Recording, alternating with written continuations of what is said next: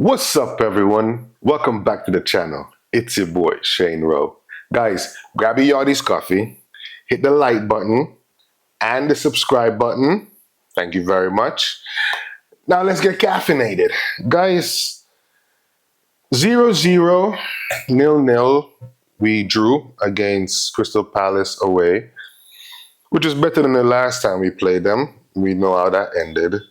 But I wanted to take a couple of days to actually respond to this one because if I came on right away, it would have been a slightly of a knee-jerk reaction. There's still frustrations, but at least I can think a little bit clearer now, right? Now, let's go over the starting lineup and then we'll dissect what needs to be dissected. Onana started in goal, and let's get it straight off the bat. He had a brilliant game in terms of when he was called upon, he was there. He had a brilliant double save in the span of like half of a second reaction between the two saves, and he did well to keep us in the game. The problem I have is up until these moments, this was all United, and this is going to be the frustration again. So, Delat left back, Martinez and Delit partnered in centre back, and Mazarawi on the right hand side. Mazarawi, Delit, Mazarawi and Delat as left backs have been phenomenal. We've had 3 clean sheets now, I believe, and we left there with another clean sheet. So the defense is doing the job that needs to be done. A few times last season, the defense did do the job. So it's not that Harry is not in there anymore, or there's now Dilat and Mazarawi on the fullback side. The defense was always decent enough to keep us within a game. What has always been our problem in the last few seasons is converting chances and finishing our meals. We can't finish our breakfast, guys. We don't finish breakfast, we don't finish lunch, we don't finish dinner. No matter how much Bruno or Ericsson serves it up on a plate or somebody else serves it up on a plate, we just cannot finish chances. My biggest surprise, to be honest with you, was the midfield. He went with Ericsson, Maino, and Bruno as the central midfield.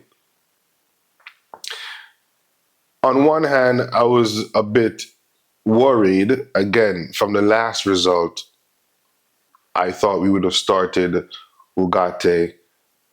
Not necessarily so much Casemiro, but definitely Ugarte. He didn't get the start. With that said, Ericsson did a brilliant job. Between Ericsson, Maino, and Bruno, they did a fantastic job. People are going to knock on Bruno. He didn't have like the best game, but Bruno's worst game is still like a 7 for most people. So I'm not going to knock him for not having a spectacular game every day. That's where other players come in and they need to take that little bit of the load. And Ericsson did do that. Maino came in, Maino plays Maino. Ericsson came in and we had control of the game. The first 45 minutes, I think Crystal Palace finally took a shot somewhere at the 42nd mark. The problem I have with that is that every time they came at us, it almost looked like they were going to start scoring. Right? They sat back on the counter. They lost a few players, so they tried to get us on a spring. And while they didn't score, there were opportunities for themselves to score. And this is the part where it bugs me that we never put games to bed. Now, as far as the attack goes, it was Garnacho, Xerxes, and Ahmad. And I, for one, have been begging for this front three, at least the Ahmad Garnacho starting pair. And it would have been brilliant. It would have been brilliant. There's a massive difference in scoring one or two goals in the first half to having 15 million chances and can't put one to bed. When you do this, I said this before and I sound like a broken record. When you do this, you give teams an opportunity to come back into the game. If we start the game well, which we absolutely did, so I don't want anybody to say this is Ten Hag. I know Ten Hag is the manager and he picks a team, but guys, I say this too many times. The players got to take some kind of responsibility. Ten Hag only teaches them or shows them how to get down into the final third of the pitch. Ten Hag can't tell them to put the ball in the back of the net. And what I saw from Garnacho, from Xerxes, from everyone, there's just missed opportunities left and right. I think Rashford missed an opportunity. Ahmad, everyone. Delit had a couple of good chances from the set pieces. And so if I just come and I tell you that we missed a bunch of chances, it looked like a bad game. And from a perspective of wanting us to finish off games and score the 3 goals, you still want it.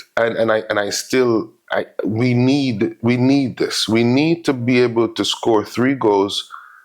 And the problem is not that we cannot score 3 goals. The problem is we cannot capitalize on all the chances. Look at how many chances we create. Look at how many chances we've created since the season started. And we just cannot put the ball in the back of the net. So there's going to need to be some shooting practice. We play FC20 in the Europa League, and then we go back to playing Tottenham in the Premier League in a space of days. So, and it's the difference between the table looking halfway decent to atrocious. Now, we're still within range of everyone. I think we're about 4 points off of third, and then like 7 or 8 points off of the first place. And you're like, first place, what do you care about first place? Guys, we need to be trying to win this thing. We have the squad for it. I believe we have the squad depth for it. Between the strikers that we have, the replacement in the wingers, the good thing is that you see we can take off Garnacho and take off Ahmad and put on Rashford or put on Xerxes or take off Xerxes.